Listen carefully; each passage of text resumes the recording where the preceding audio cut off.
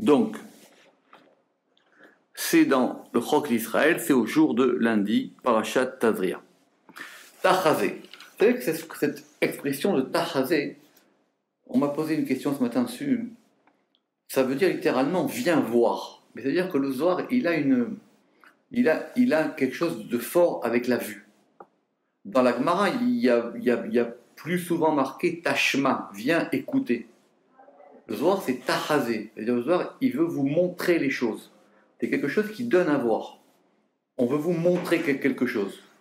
On veut vous montrer. Ce Tachazé, on va revenir à l'élément fondamental du principe entre le masculin et le féminin, c'est-à-dire le principe quand le premier homme a été créé. Vous savez tous que le premier homme, il a été créé avec les deux principes en lui, puisqu'il était masculin et féminin, et après, on a séparé, et il y a eu un homme et une femme. Mais on a vu hier dans la Torah que Adam, c'est le nom. C'est pour ça qu'il ne faut pas traduire Adam par homme. Parce que Adam, c'est à la fois masculin et féminin. Quand on dit Adam, c'est masculin et féminin. C'est l'entité ensemble. C'est les deux ensemble.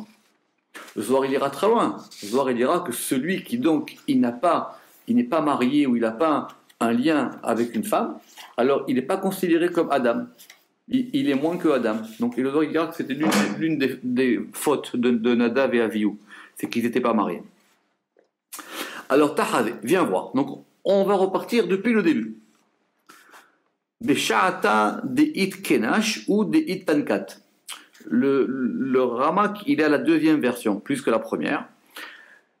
Donc, au moment où elle se rassemble ou au moment où elle s'est arrangée. Donc, de qui on parle? On parle de la première fois où l'homme et la femme ils se sont unis.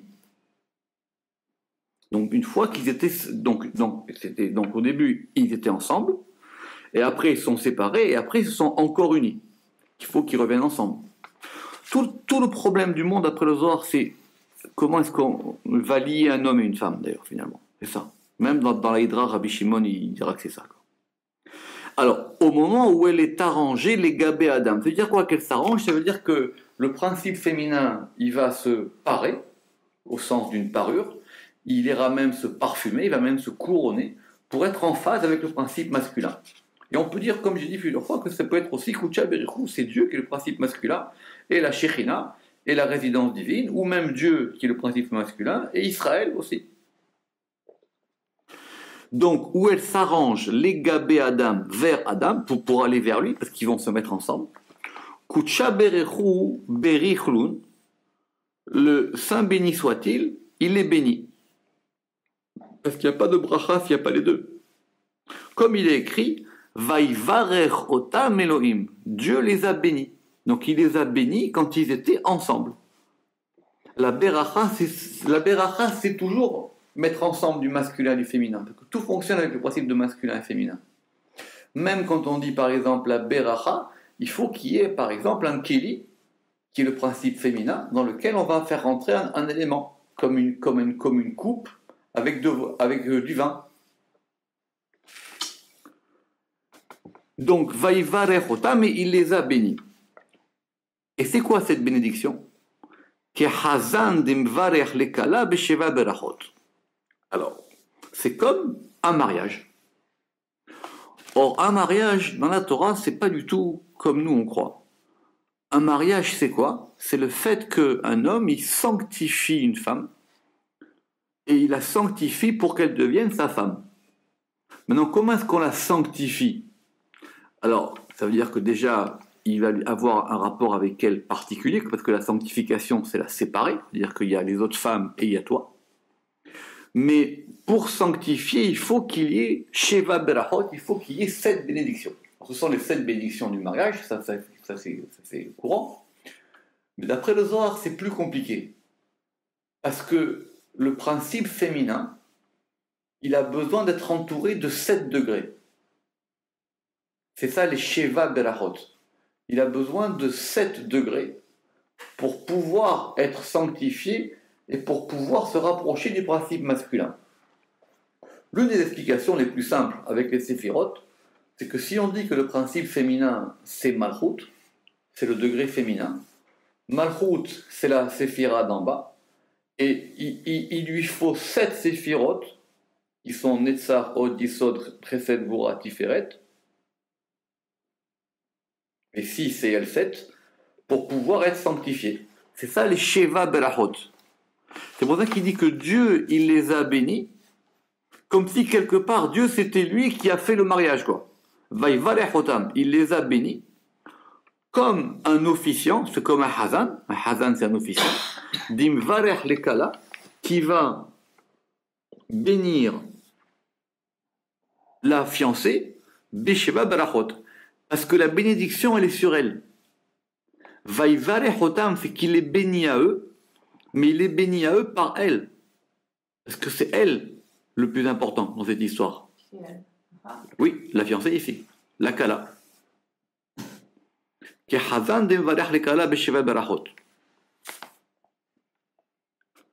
Alors il dit Mikan ou Lifna. De là, on apprend, ou on apprend de là. Hatan vekala, le fiancé, le hatan, le fiancé, et la fiancée, qui vendent des idbarhan, puisqu'ils sont bénis, ou dès qu'ils sont bénis, même on pourrait dire, dès qu'ils sont bénis par ces 7 bénédictions, iddabekan kehada, ils sont en adhésion ensemble, kedugma delela. C'est-à-dire ces 7 bénédictions qu'on fait, qui ont été instituées et qu'on retrouve effectivement dans la cérémonie du mariage, tous les éléments, elles permettent maintenant qu'il y ait une union entre le principe masculin et le principe féminin. Une fois que ça a été fait, alors les deux, ils forment un. Le Zohar, il a dit Idda Bekan. Le Idda Bekan, c'est le degré le plus fort de l'union. Parce que c'est, on savait qu'en hébreu, Dabek, c'est la colle. Les Iddabek, c'est la colle, le Devek. Mais ici, la Dvekut, c'est l'adhésion. C'est encore plus fort que le fort. Alors, les commentateurs, ils vont se poser beaucoup de questions. Mais on ne va pas rentrer trop là-dedans, parce que sinon après, on va devenir un peu zinzin. C'est que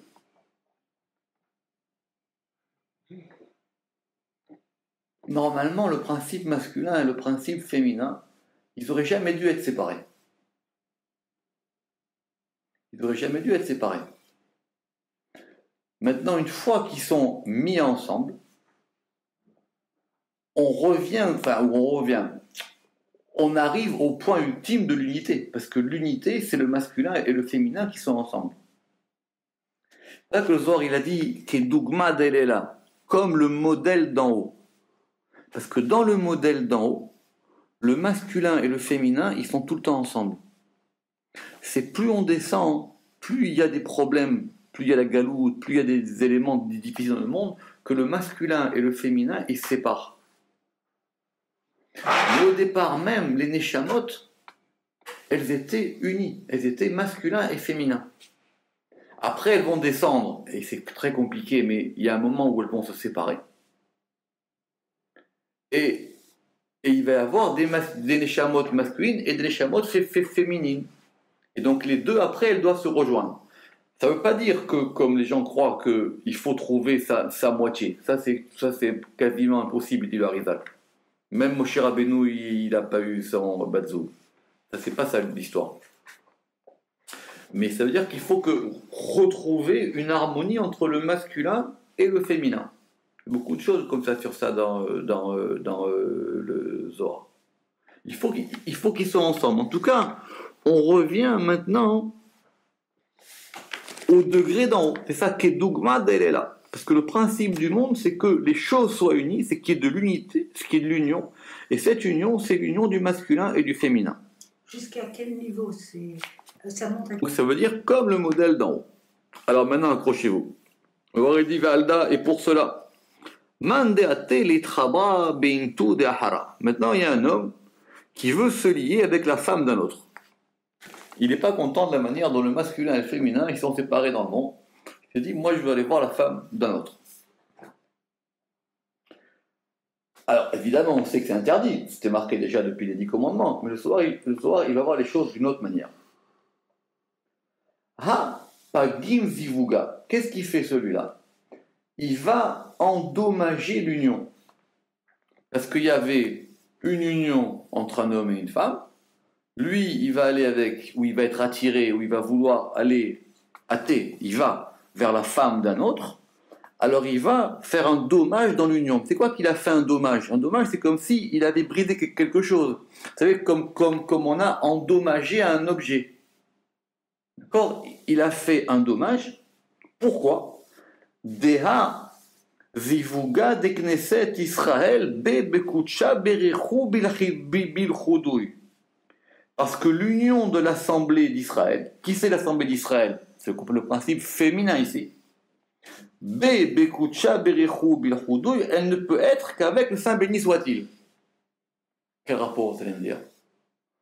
Le Zohar, il va expliquer que chaque union masculin-féminin, elle ressemble à l'union de Dieu et Israël. Et que si quelqu'un il remet en cause cette chose-là, c'est comme s'il remet en cause le principe général de l'union qui est entre Dieu et Israël. C'est grave.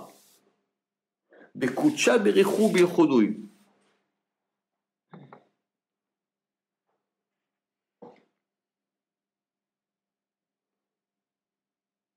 Parce qu'il va maintenant inverser les choses. Pourquoi il y a marqué mentir? Alors, doucement. Donc, il va inverser les choses. On n'y est pas encore. Bismana di ou berahame, soit au moment où il est en miséricorde, ou bismana di ou bedina, et au moment où il est en rigueur. Parce que cette union maintenant qui se passe entre Dieu et Knesset Israël, elle n'est pas forcément toujours parfaite. Donc des fois, elle va se passer avec d'un côté de Din, ou des fois, elle va se passer avec un côté de Tiferet. Par exemple, un exemple tout simple, c'est les fêtes.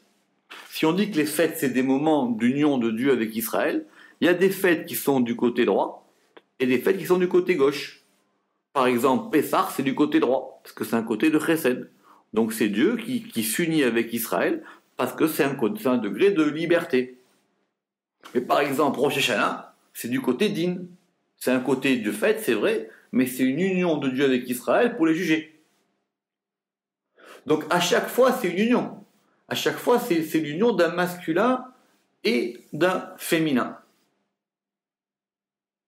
Mais maintenant, cette union de masculin et féminin, bien qu'elle puisse changer, le plus grave chose qu'on peut faire, c'est de pouvoir maintenant la remettre en cause. Donc celui qui va appliquer ça dans ce monde au principe masculin et féminin, le Zohar, il ne va pas avoir de mots très très gentils avec lui. Tahazé. Donc maintenant, viens voir. C'est-à-dire que maintenant, on va voir les choses. Viens voir. Man de mithaber, celui qui va se lier avec la femme d'un autre.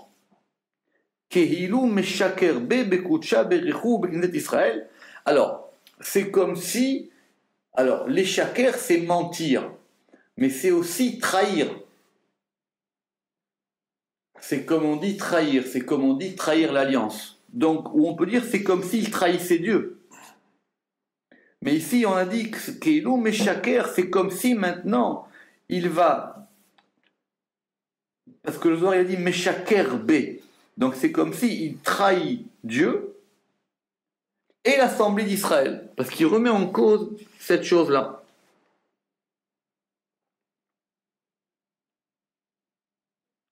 Parce que maintenant, c'est ça. C'est-à-dire le Zohar est très attentif parce que des choses qu'on fait ici en bas, elles ont des répercussions en haut. Alors il dit, c'est comme si on va remettre les choses d'une manière différente. On fait un changement d'ordre dans les mondes d'en haut.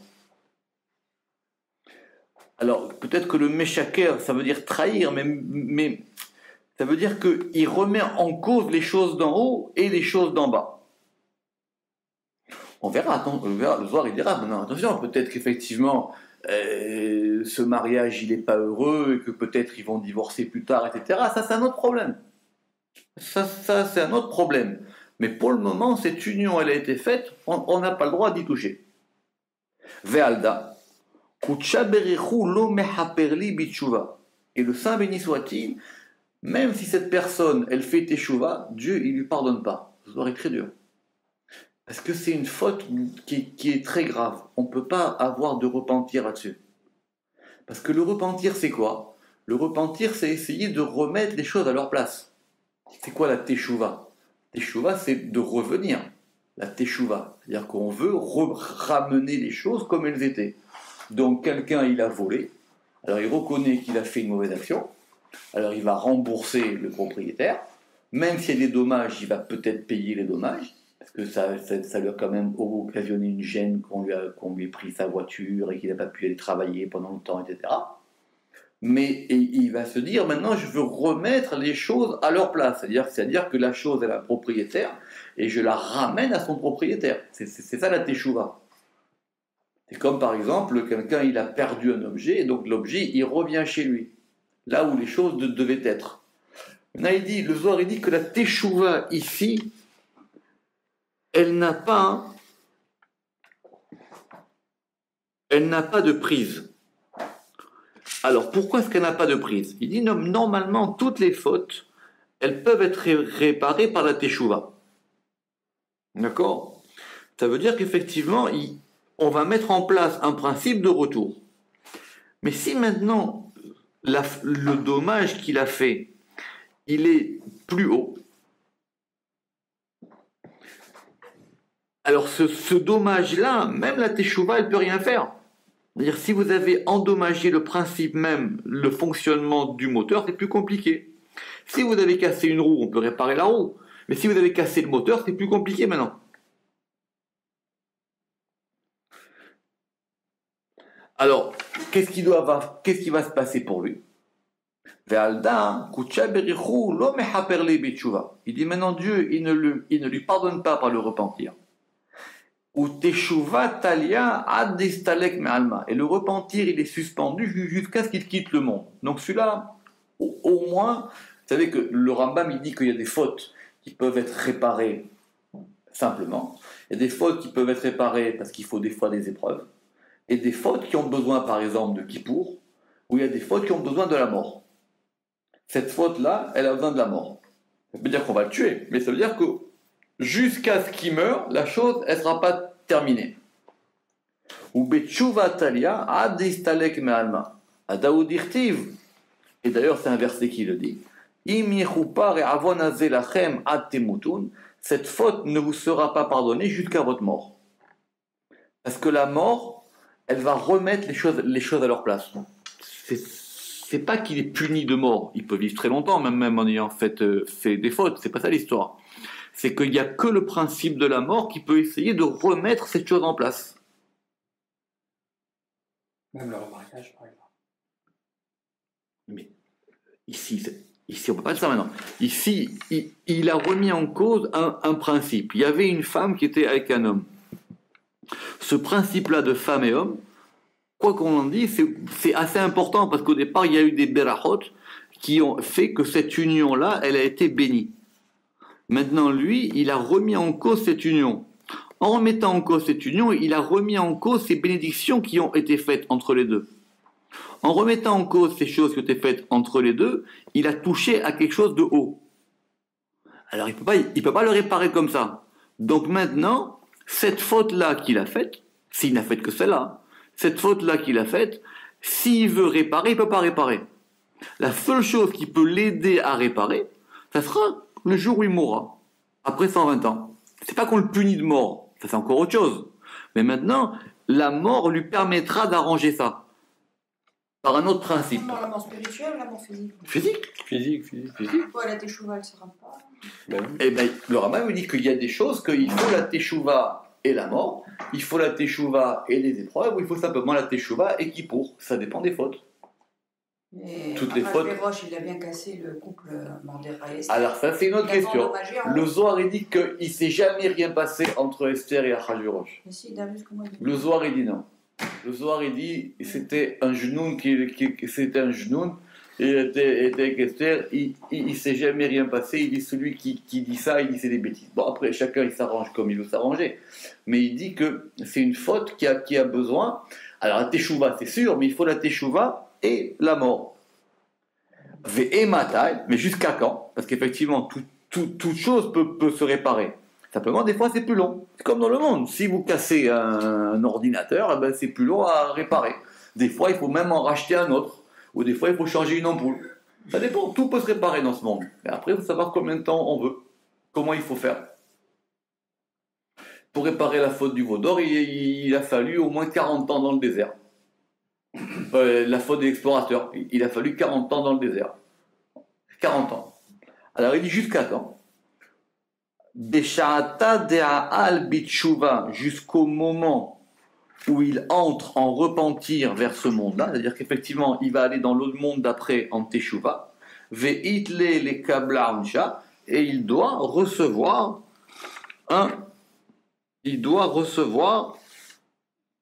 une punition. C'est quoi la punition? La punition, c'est le fait d'enlever la faute, pour qu'ils comprennent maintenant. Pour qu'ils comprennent maintenant cette chose-là. Une faute, on fait une faute que s'il y a quelque chose qu'on n'a pas compris. Si on avait compris la chose, on ne ferait pas la faute. Rabbi Lazar Amar, Rabbi Lazar il dit, Man dim shaker bekneset Israël. Celui qui ment à l'assemblée d'Israël.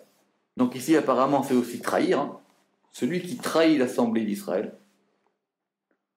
Lo yitkabel biteshuva, il ne sera pas accepté dans le repentir. Plutôt que son repentir ne sera pas accepté. Adidan bedina de Gehinam, jusqu'à ce qu'il soit jugé dans le jugement de Gehinam. Celui-là, il est déjà sûr qu'il a au moins un passage au Gehinam. Parce qu'il a séparé les deux. Il a séparé les deux noms de Dieu. Il a séparé le nom masculin, Yudke Vavke, et le nom féminin, Adni. Il a fait un halal entre les deux. Il a fait un trou.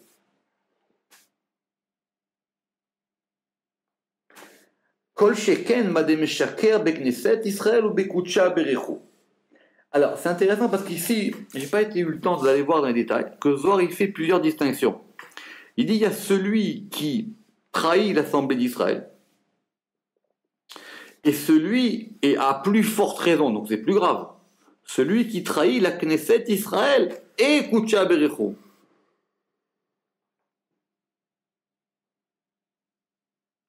Et Kucha Berecho. Apparemment, c'est un degré en plus, c'est-à-dire que il a mis en cause et le principe masculin et le principe féminin. Et le soir, il va nous donner une grande leçon de philosophie. Les Kol Sheken, et à plus forte raison, il trachle les Kucha Berecho les Me'eved Yukna de Mamzer Beintu de Ahara ve Achrish Pumbi de Malka. Alors attention, maintenant, il faut savoir. Il dit à plus forte raison, parce que il va déranger le Dieu. Comment il va déranger Dieu? Il était avec une femme qui n'est pas la sienne. D'accord? Et maintenant, ils peuvent avoir un enfant. Alors, c'est une question déjà de base. Si Dieu, il a interdit ce mariage, il a interdit, pourquoi est-ce que les lois de la nature font qu'ils vont pouvoir avoir des enfants? Oui, bonne question. Hein? C'est une question classique. Je comprends pas, non. Non, on pourrait dire le monde, il a des lois naturelles. D'accord? Maintenant, un homme, il va avec une femme, que ce soit sa femme ou pas sa femme, de leur union peut naître un enfant. D'accord? Très bien. Non, mais Bathsheba, elle était sa femme. Non, elle était d'abord mariée. Oui, mais après elle a divorcé. Oui, mais... Très bien. Mais là, maintenant, il va avec une femme qui n'est pas la sienne. Et ils vont avoir un enfant.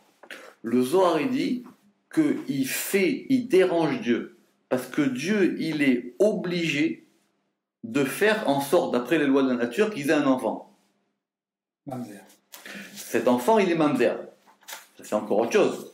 Mais, maintenant, cet enfant, donc il dit, pour faire la forme d'un enfant adultérin, d'un mamzer, dans la femme d'un autre, ve'achrish pumbi de malka, et il va dénier l'ostentation du roi. J'ai beaucoup réfléchi avant de traduire comme ça. Ça veut dire quoi? Il dit le Ramak. Il dit que normalement, le premier homme et tous les hommes, ils ont été créés à l'image de Dieu. Chaque homme, il est à l'image de Dieu.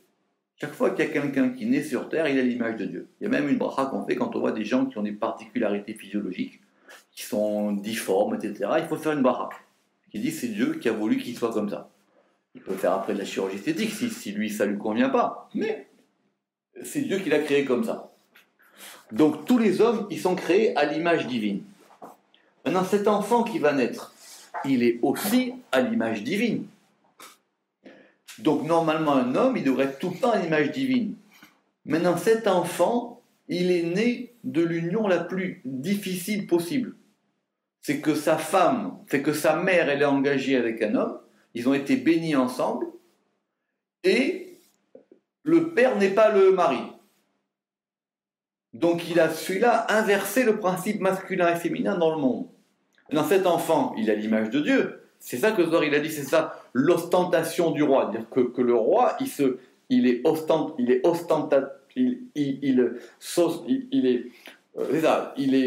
dévoile de façon ostentatoire dans les créatures. Or lui, il a fait en sorte que il y a un enfant qui sera à l'image de Dieu, mais qui provient de quelque chose qui a remis en cause le principe même de Dieu.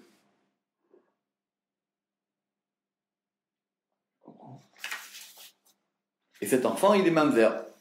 Lui, il n'a rien fait, le pauvre. Ben non. Lui, il n'a rien fait, le pauvre. Mais il est né de quelque chose qui est difficile. Le soir, il dira que c'est une grande souffrance pour lui. Même s'il peut après devenir... Vous savez qu'on dit qu'un mamzer, il peut devenir rabbin, il peut devenir dayan, il peut faire ce qu'il veut. Mais s'il est né de cette union adultérine, mamzer, c'est-à-dire qu'on a remis en cause cette chose-là. Parce qu'il dit, parce que l'homme, il a été créé Betselem Elohim. Et parce qu'effectivement, le fait qu'une femme mariée, elle soit interdite, c'est parce que c'est comme si, c'est comme la Knesset Israël.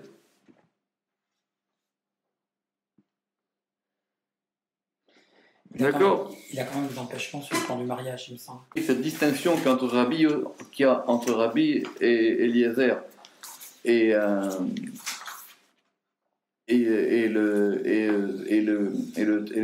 le Tanakama, c'est qu'on veut savoir maintenant où est-ce que le dommage il a été fait. Est-ce que le dommage il a été fait sur l'assemblée d'Israël simple, c'est-à-dire le degré féminin, ou est-ce qu'il a été fait sur les deux, ou même que sur l'homme.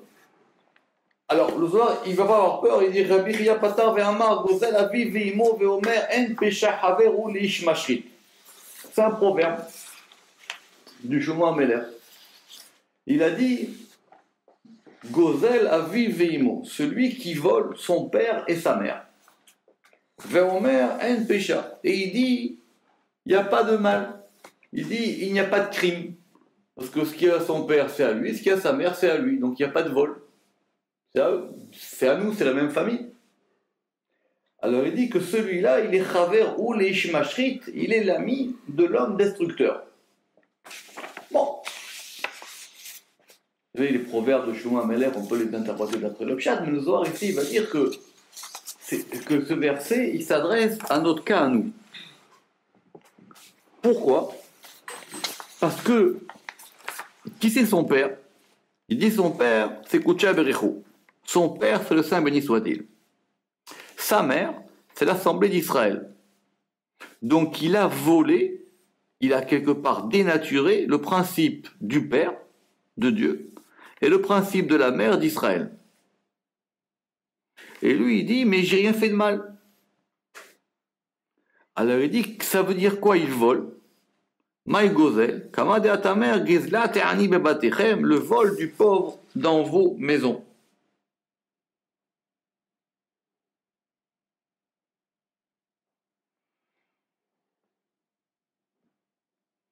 Parce qu'il dit que normalement, ces Sheva Berachot, elles auraient dû être garantes de la paix du couple.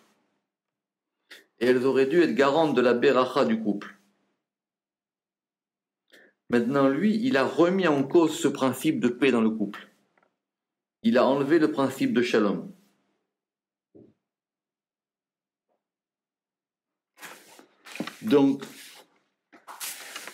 Donc lui, j'ai pas très bien compris de ce verset pourquoi, mais en tout cas il veut dire que Gezal ani bebatechem, ça veut dire que c'est. Il vole dans des maisons qui ne sont pas à lui. Est-ce que c'est pas la personne qui a été trompée qui est volée dans ce cas-là? Non, mais ici, le Zohar, il voit qu'il n'a pas volé simplement. Il a volé le principe d'en haut. Ouais, Dieu et Knesset Israël. Alors, lui, il vole, il prend quelque chose qui n'est pas à lui. Mais en volant quelque chose qui n'est pas à lui, c'est pas simplement un vol. Un voleur, simplement, maintenant, voilà, quelqu'un, il vient chez toi, il va te voler quelque chose. Bon, ok, le Zohar, il dit, c'est pas si grave que ça, parce qu'il ne remet pas en cause autant de principes. Évidemment, il remet en cause la propriété, la Torah, tout ce que tu veux, etc. Mais là, le Zohar, il dit, c'est beaucoup plus grave, parce que l'union du masculin et du féminin, c'est sur ça que repose le monde. Donc, si ça ne tient pas, le monde, il s'écroule. Alors, il dit, c'est quoi maintenant?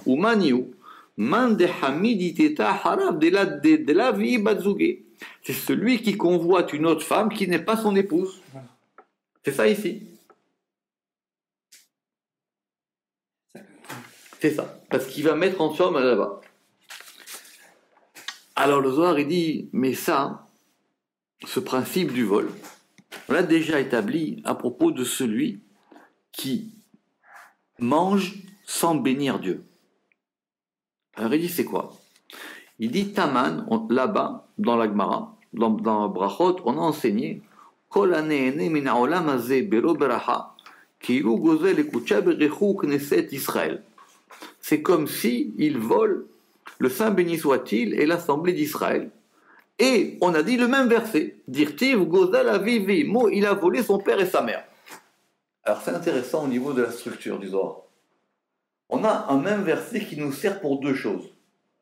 De quoi ça parle la Gemara là-bas? Là-bas, la Gemara, elle dit que c'est vrai que quand j'achète des choses, elles sont à moi. Quand je vais acheter du pain ou des fruits ou de quoi manger, c'est à moi. Maintenant, cette chose-là, elle est à moi, mais elle vient quand même de Dieu. Donc, je dois quand même bénir Dieu et bénir ces choses qui sont chez moi et qui m'appartiennent pour pouvoir en profiter. Ça, c'est le pshat simple. Donc, tout celui qui profite de ce monde-ci, Belo Beracha, sans bénédiction, c'est comme s'il vole, le Saint béni soit-il, et l'Assemblée d'Israël.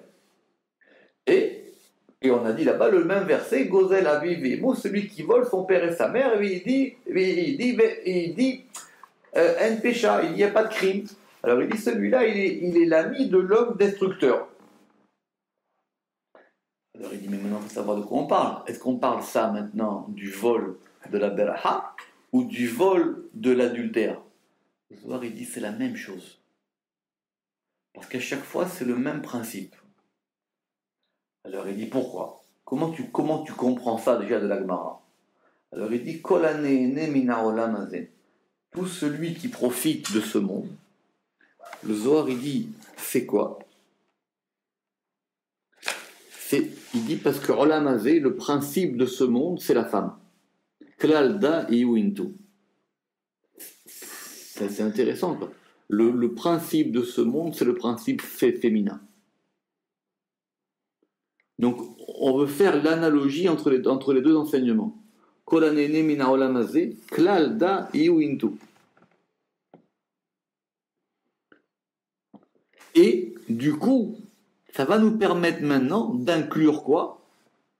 La femme qui n'est pas mariée. Et mandé dabek bein tous les mehene mina. Et tout celui qui est en adhésion avec une femme pour en profiter, comme il veut profiter de ce qu'il a mangé. Ve'afalgav de ipnuya.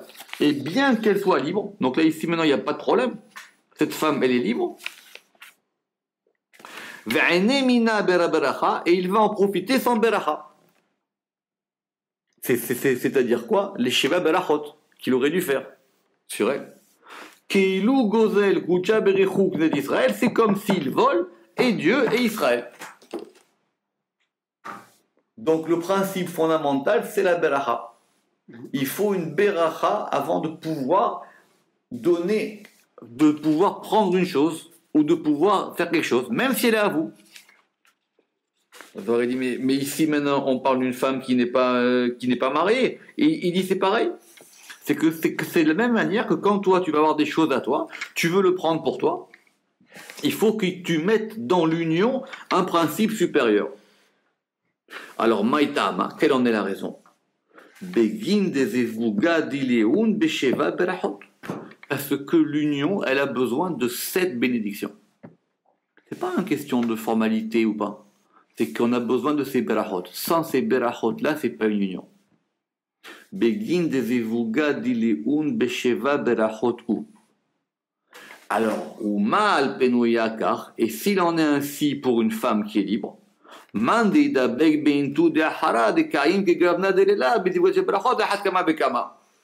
à plus forte raison pour celui qui s'attache à une autre femme, qui se tient sur le modèle d'en haut. Pourquoi le modèle d'en haut? Parce qu'elle, elle est attachée à un autre homme, donc c'est comme Dieu et Israël. Alors évidemment, à plus forte raison. Le soir, il a vu la chose à l'envers. Alors il y a plus forte raison. C'est pour ça qu'au départ, il a dit celui qui fait un gamme sur Knesset Israël, ou Knesset Israël et Dieu. Et attention, soit elle est déjà liée, soit elle n'est pas déjà liée. Si elle n'est pas liée, comme c'est Knesset Israël, pour pouvoir t'unir, tu as besoin de ce principe des Sheva Berachot. Il faut qu'il y ait 7 bénédictions pour que cette union existe. Sinon, ce n'est pas une union.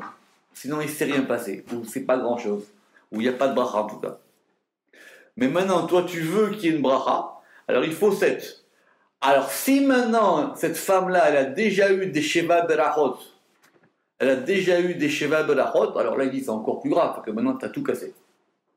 Moi, que le Tienaguet. Hein? Et c'est compliqué parce que si... Ouais, admettons. Mais il faudrait vraiment que ce soit vraiment qu'elle divorce pour divorce et pas pour lui, quoi. Bon, après, c'est autre chose. Alors maintenant, c'est quoi ce Haver ou l'Ish Mashrit? Il est l'ami de l'homme destructeur. La suite de notre verset. Alors, Zohar, il dit déjà ça, ce verset, vu que c'est un verset qui nous a servi à beaucoup de choses. Vous savez qu'un verset, quand même, on ne peut pas non plus l'utiliser tant qu'on veut. Mais il dit ça, ce verset, il a une explication claire. C'est que c'est à propos de Jéroboam.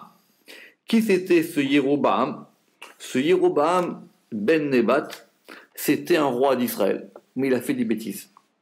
Il a fait beaucoup de bêtises, ce roi d'Israël. Et lui, c'est lui qui était l'auteur du schisme entre Yehuda. C'est lui qui a fait le schisme et qui a commencé à rentrer à Avodah Zara dans les 10 tribus. Vous voyez là-bas dans Roi. Et lui, on l'a appelé Ish Mashrit. Ça veut dire quoi? On reprend le verset. Il faut toujours dire le verset. Le verset, il a dit quoi? Le verset, il a dit Gozel avi veimo, celui qui vole son père et sa mère. Veomer en pacha, et il dit il n'y a pas de crime. Chaver ou Chaver, c'est l'ami. Il est l'ami de Ish Mashrit, C'est-à-dire quoi qu'il est Chaver de Ish Mashrit? Ça veut dire qu'ils sont copains. On est d'accord. Il dit Ish Mashrit, c'est quoi? C'est celui qui a amené Israël à l'idolâtrie. Donc maintenant, lui, il a volé. Qu'il le veuille ou non, c'est quelque chose qui a quelque chose à voir avec la proximité du Avodah Zara. C'est ça que Zohar veut dire. C'est quelque chose qui a à voir avec la proximité du Avodah Zara. Il est Chaver de Ish Mashrit. Ça ressemble à Yeroboam. On n'a pas dit que c'est Avodah Zara, mais il dit il est Chaver ou les Ish Mashrit.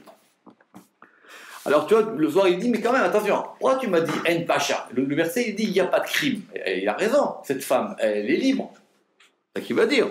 Vomer En Pacha, de Amar, Apnuyai, Amayasu, pourquoi c'est interdit?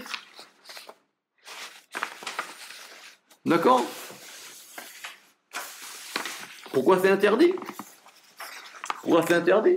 Elle est libre, il n'y a pas de problème maintenant. Alors il dit Beginda Gozel Avi Veimo. Donc il faut relire le début du verset. C'est vrai qu'elle est libre, mais n'oublie pas qu'il y a un père et une mère. N'oublie pas qu'il y a Kouchet Rechou ou Shrinte. Et donc il faut que eux ils soient associés dans votre union. Beginda Gozel Avi Veimo. Ave Velood, elle a des Chaverou l'Ish Mashrit. Donc non seulement il a remis en cause le principe du masculin et du féminin, du père et de la mère, de Kouchay Berichou Shrinte.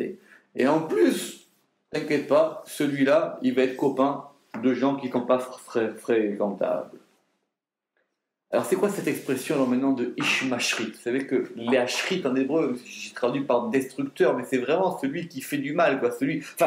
Celui qui... Mystifie. Non, les Ashrit, c'est vraiment détruire, quoi. C'est vraiment détruire. Alors, c'est quoi ce principe que c'est un homme destructeur? Il dit des pagim diyukna betikuna delela, parce qu'il va endommager l'image et l'arrangement d'en haut ou de l'en haut même. Je pourrais mettre de l'en haut. Il va l'image et l'arrangement de l'en haut, parce qu'il remet en cause des choses supérieures. Il remet en cause même des principes qui sont en haut.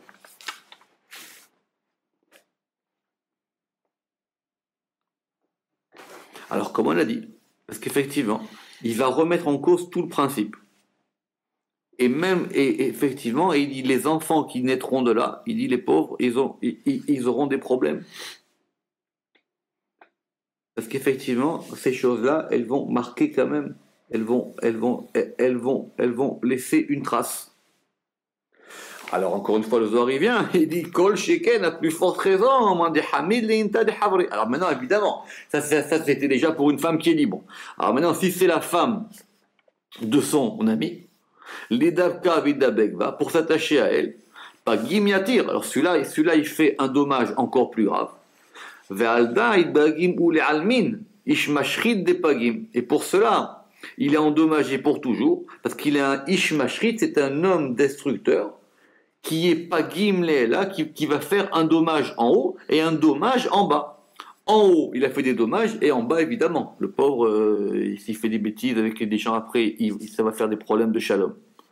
Mais le pire, il dit, ou pagim le'nafshe, il va faire un dommage à lui-même. Il va endommager son âme. Ouais. Parce qu'il va endommager son âme à lui.